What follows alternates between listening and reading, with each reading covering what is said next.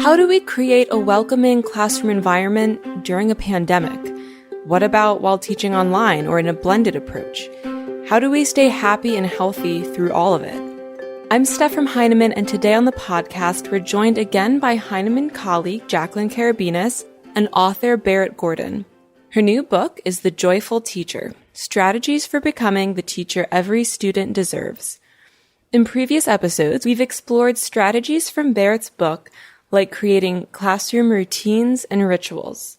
Today, Jaclyn and Berit dive into two more strategies: creating a classroom environment and staying happy and healthy in a demanding job. Good to have you back for another conversation about your recent book, The Joyful Teacher, which just came out in May. Can you just tell, for those who haven't learned about it yet, tell us a bit about why you wrote this book, how your experiences led you to organize it the way you did? Sure. So I've been in teaching all my life. I come from a family of teachers, and now I work with teachers. I get the privilege of working with teachers across the country, really in K-12 classrooms. And I would say something that's been true in all of those experiences is the reminder that teaching well is so important, and yet it's also such an ongoing challenge, let alone during a pandemic, but especially now when all the sort of the rules and the guidelines for what it means to teach well have shifted. And I think regardless of our circumstance, I find it so rare that teachers have this feeling of, I've got this. I know what I'm doing, and I know if I'm doing it well. And so I wanted to provide a guidebook of sorts, a way so that when teachers are trying to figure it all out in isolation and they're feeling overwhelmed, that they don't feel like it's such a mystery of what it means to be an expert teacher. And I worry a lot because the teachers I work with are overwhelmed, especially during the crisis teaching that we did last spring. I've read statistics that say 93% of all teachers experience high stress. 40% of teachers leave the profession within 5 years. And that's all in sort of quote unquote normal circumstances. So I wanted to give teachers a kind of self-paced PD guidebook of sorts. It's a compilation. The Joyful Teacher is a compilation of teaching strategies that are all up to date, culturally responsive. They're all strategies that have been tried and vetted, and they work. And so it's a book that is not a book of like paragraphs and long chapters. It's a book of very concrete steps. Every strategy is about a page or 2 pages of very bulleted, highly visual how-to steps to work toward one aspect of being a better teacher. And the book is organized by teaching goals. So there are 10 chapters. Each chapter is a different teaching goal. So the goals might be anything from routines and rituals to building relationships, to providing effective feedback, to assessment, to how to foster student talk and collaboration. But the goals are organized in such a way that teachers are building a foundation so that while I hope they choose the goal that's right for them, they're thinking about what's sort of this first goal along a possible progression that will serve them the most in terms of creating a really highly effective classroom. And I say that because I know, for instance, there was a time where I was really trying to get my students to all talk to each other and collaborate, but that's chapter 9 in the book. And what I hadn't done was really look at what is in the book, say chapter 3, which is routines and rituals, or chapter 4, which is developing relationships with students and among students, so that something like talk could really flourish. So I also wanted to design the book in a way that reflects what we know works for students. So I think about what we know works for students. Best practices is determining what each student will benefit from, like where are they at and where can they go next, and also giving them a lot of choice. And so the book is designed in the same way. It's really allowing teachers to figure out what is right for them. And it's not just looking at all the gaps and all the deficits, but really looking at what do they have in place and what's one way they can grow from there, but with a lot of choice and letting them establish what it is they want to work on. Yeah, that sounds great. It sounds like something that would really help teachers focus at this time, to focus on one thing a bit at a time and really block out all the noise of everything that's new and stressful. In addition, new and stressful now, in addition to the stress that teachers all had before. Which makes me think about goal 2, classroom environment. Pretty much everything we ever knew about classroom environment was really turned upside down this spring. And we all learned a lot through trial and error and collaboration, talking to families and caregivers for sure. What about some strategies? Can you share some strategies you found to be successful when thinking through how you might transfer thinking about classroom environment to a remote teaching environment? I'd love to. And I'm so glad you brought up environment. It is the second goal and the second chapter in the book, with a lot of strategies for how we create a really healthy, safe, welcoming environment. But they are geared more toward when we have the physical 4 walls of a classroom. And I still think that the reason it's so important is because it's the first thing our students see. It sets the tone for everything else. And that is just as important, if not more important, when we're in a virtual space. It's still the first thing they see. It's still the thing that's going to help them feel welcomed, safe, valued, and heard. And in fact, now we have this barrier of no longer having them in the physical room of our classroom. So I think it's even more important that we think about how do we make that virtual space really intentionally designed with students in mind? Because what we have on our classroom walls shows what we value. Again, it's sending all kinds of subconscious messages to our students about what we care about most. And so I think when we're very intentional about creating our virtual space, we can be sending messages again about how we care about our students, how we care about them feeling welcomed. So even though the strategies are more geared toward a traditional classroom, there are lots of ways to adapt them for virtual. So for instance, one of the strategies is letting students sort of have a huge part in what goes on the walls. And in fact, there is a rule of thumb that students should be creating about 80% of what's on our classroom walls, and 20% can be teacher created. And that's a really good rule of thumb when you think about your bulletin boards and your classroom door and even what's on your desk, that if we're sort of purchasing a lot of pre-made things or it's all in our own handwriting, that's not sending a message to students that this is their home too, that this is a shared space and that we value their voices. And also, I will say, how many of us have stayed late at school on a Friday, coming in over the weekend, painstakingly cutting things out to go on a bulletin board? And really, who's that for? Is it for the other adults in the class or in the school, or is it really for kids? And so I think we can think about our virtual space, again, with that 80-20 rule in mind, that we could think about how are we letting students contribute to that, whether they're posting a student of the day and sharing some things about them, or we're having students contribute quotes, or we're creating a collage of student artwork as our virtual background. We could be having graffiti walls of quotes collected from student work. There are lots of ways that students can still have a big presence in our virtual space. And so I encourage, for instance, that strategy. Another strategy in the book is documenting the walls, which is asking teachers to do a really specific inventory of who is represented in our classrooms and who isn't, and making sure that lines up to the students in our room as well. And I think we can do that same sort of inventory with our virtual space. We can look at all of the text that we're using, the videos, the articles, the books. What are we hyperlinking? And then we can think about our students, what races and ethnicities, genders, visible and non-visible disabilities, are all of them represented. And I think even apart from the students we know, we all teach or will teach students who are adopted, queer, undocumented, autistic, and more. And we need to make sure that what we're posting reflects them.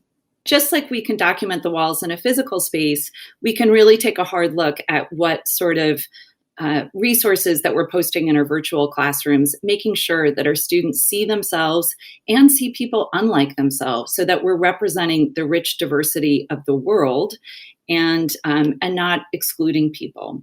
So that's just a couple examples of how we can use strategies in the book for a physical classroom and adapt them for a virtual classroom as well. Can you talk us through another one of your strategies for Goal 2 with considerations for the various learning environments schools across the country will find themselves in this fall? One of the strategies is to enter your classroom as if you were your student, and to really see your classroom through your students' eyes. And this is something we should be doing with our virtual classroom as well. So that means that you open up your platform, your virtual classroom space, with a specific student in mind. And I suggest that teachers have a specific student in mind who is unlike themselves, so that you can be as objective as possible and to really go through each component and think, what in this space is inviting, what is clear and welcoming, what makes sense, and what maybe is confusing or unwelcoming or not particularly inviting. And then do it again with a different student in mind, maybe a student who has a disability, and think about what, again, would make sense to you and what would be a little bit of something that feels like clutter or is cumbersome. And I think we can extend this, being the student, and actually inviting real students. Get feedback from your students. Our virtual classroom should not be a static, fixed thing. The more that we invite their feedback through Google Forms or a SurveyMonkey poll, and ask them, which of the tools are you using on a regular basis? Where do your eyes go first when you open up this space? And then we could even look at other class websites and assignments and think about, would I know what to do? Would I know how to get my questions answered? Do I feel represented in this space? Does this space work for me or no? And we could even try this with colleagues and do it for one another. One of the other strategies in the book is to Marie Kondo our classrooms, right? Because sometimes our classrooms have too much stuff in them, and that visual clutter is overwhelming for students. And we can think about streamlining and really just keeping the things that serve highly useful function for a great number of the students in our room. So we could do that same sort of hard look at one another's classrooms and tell our colleagues, this was the part where I just knew exactly what to do and it all made sense to me and I knew where to go if I wasn't quite sure. And that's a strategy that I really recommend teachers try with their virtual spaces. And then to keep that space a living, breathable, adaptable environment as we go throughout the year, because our first iteration shouldn't be the one that sticks until May or June. Right. This sounds like a really good opportunity for teachers to collaborate even before students, sort of get that walkthrough to give feedback, because, you get so wrapped up as a teacher in your own design sometimes that it's really hard to see outside of that. So inviting a colleague to take a walk through your virtual classroom. It's the same as when you set up your physical classroom and you run down the hall and say, can you come look at this? Does this look like too much? And that kind of thing. I noticed that all of the strategies for Goal 2 are completely student-centered versus location, platform, or tool-centered. Can you talk a bit about how you keep students and relationships at the focus when building a positive learning environment? I think that's such a great thing that you picked up on, because of course we want the space to work for us, and there will be a lot of non-negotiables that we have to use. We're going to use the school-wide LMS. We're going to be on, whether it's Schoology or Canvas. Those things are the non-negotiables, but so much is really left for us to adapt with our students in mind. And so I think we need to be very conscious that while the space needs to work for us, we can unintentionally favor our own needs and stylistic preferences when, in fact, students are at the greatest risk of feeling either unwelcomed or having their attention waver, or even just checking out completely if we don't make the space one that really welcomes them and helps them thrive. And so I think while we might be in a rush to figure out things like, our welcome letter and our first assignments and how we're going to enter grades, that we really prioritize a thoughtfully designed space. Because when we have that, it lays the groundwork for everything else. Then we'll be able to put our energy into teaching and learning. And when we have that really intentionally designed space, it yells from the rooftops to students, this is your home. This is where you're safe and you're welcomed. You have a place here. So there are strategies in almost every chapter, for instance, about how we can remove obstacles, not just for students with disabilities, but for everyone. This is something I've been so fascinated about, is learning about universal design. So we might know this architecturally, that there's a move to, for instance, build ramps instead of elevators, because everyone can use the ramp to get into the building, as opposed to having steps that most people use, and then the person with the disability uses the elevator. When we use that equivalent of a ramp, we make accommodations that work for everyone, and it sort of levels the playing field and it destigmatizes difference. So that's an example of another set of strategies in the book, that there are a lot of design tips and tools for classroom environment, both for a digital classroom and a physical space, that support everyone. So in a physical space, that might be like making fidget tools accessible to everyone, or having really user-friendly lighting and varied lighting, or flexible seating, or I suggest taking your charts and making them tabletop charts so everyone can see it. But we can extend that to a virtual space by having things like a set of videos and resources that break down how to use everything in our virtual classroom. And we can make those accessible to caregivers and to students.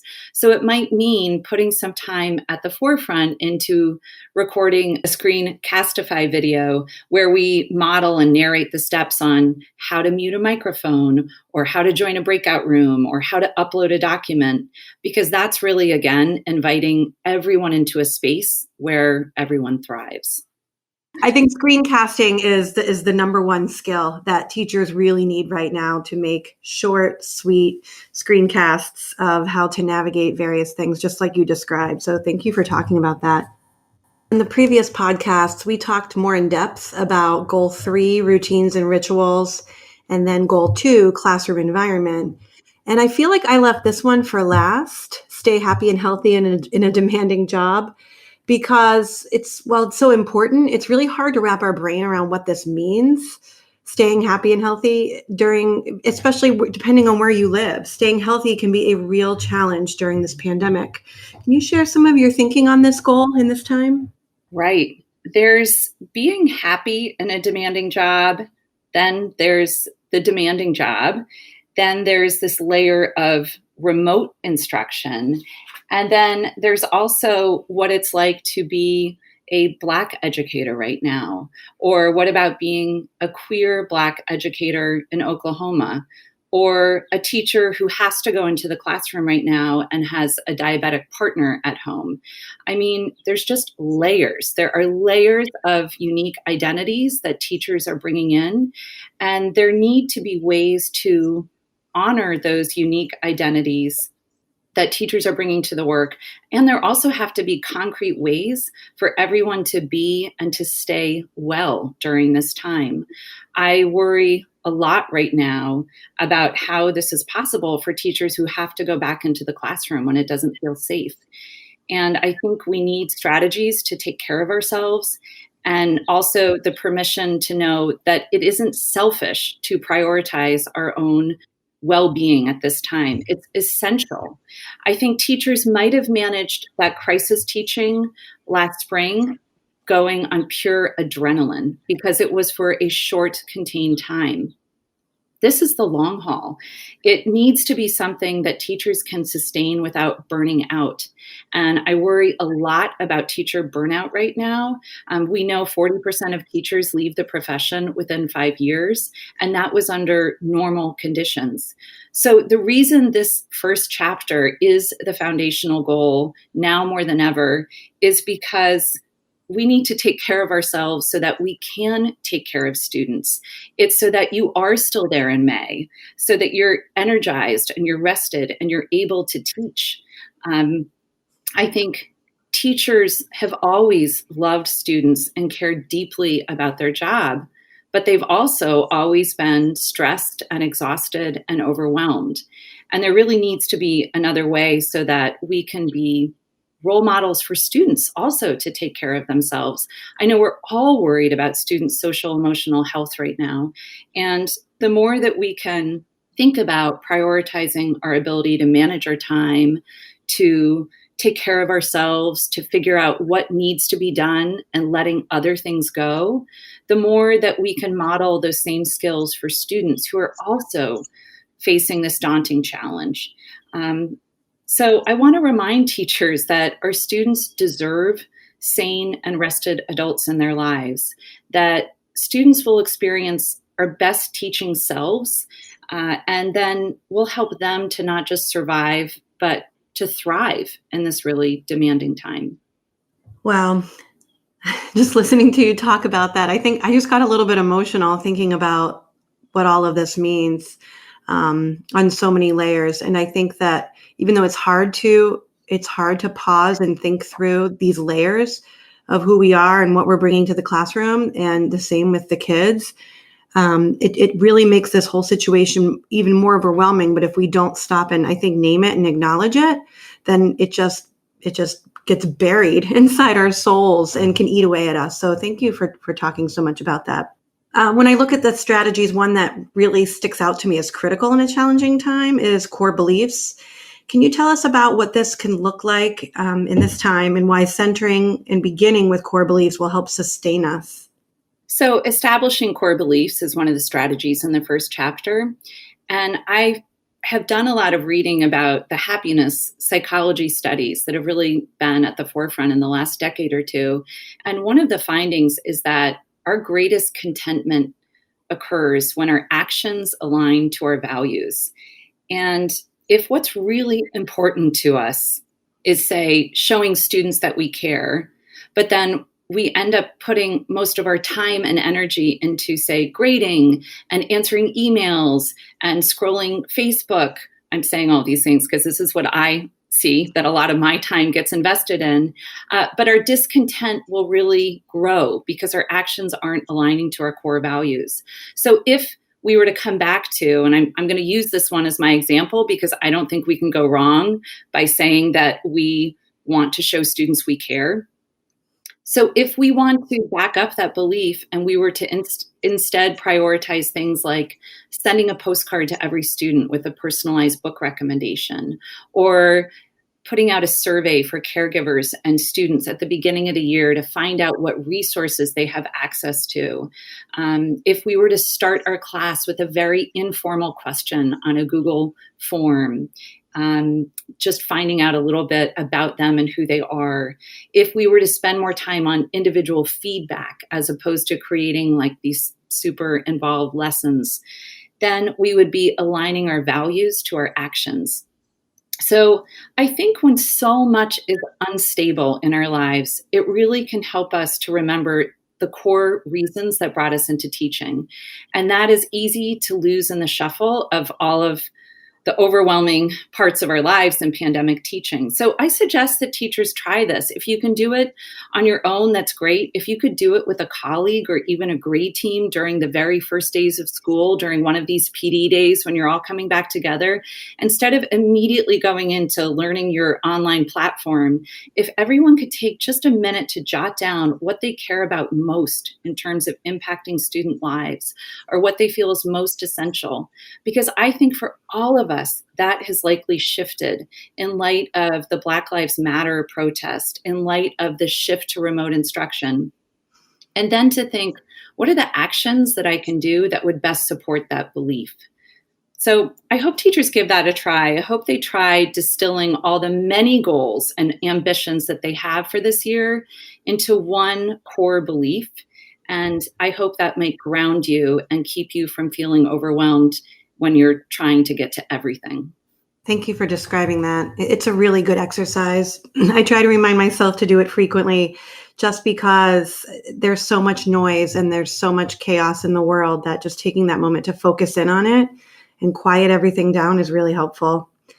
Do you have any advice for teachers who are trying to remain positive right now while still managing work-life balance? I mean, it's pandemic, they're advocating for inequities they observe. It's just really tough. And if we only focus on the positive, we risk avoiding confrontation. I feel like it's a good thing to practice, to think through being positive and advocating for yourself and students.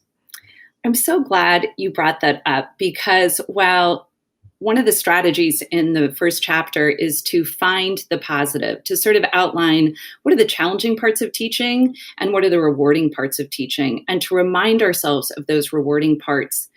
And so I still suggest teachers do that, but I want to acknowledge that finding the positive, especially now, shouldn't just be this Pollyanna kind of rose-colored glasses look at instruction. I want to still say teaching is damn hard. It is hard in the best of circumstances, but we're looking at glaring inequalities that have been exposed. We're looking at feeling unsafe if we're having to go back into a classroom. So I still suggest finding the positive and focusing on that. And maybe for you right now, you're going to focus on kind of like the little things, like maybe you're teaching remotely and you want to say, like, I get to wear yoga pants and I don't have a commute. Like that's okay. But I also really encourage teachers to look at a bigger positive that might fuel us, that is a bit more nuanced, which is that this is a time where we can revolutionize teaching.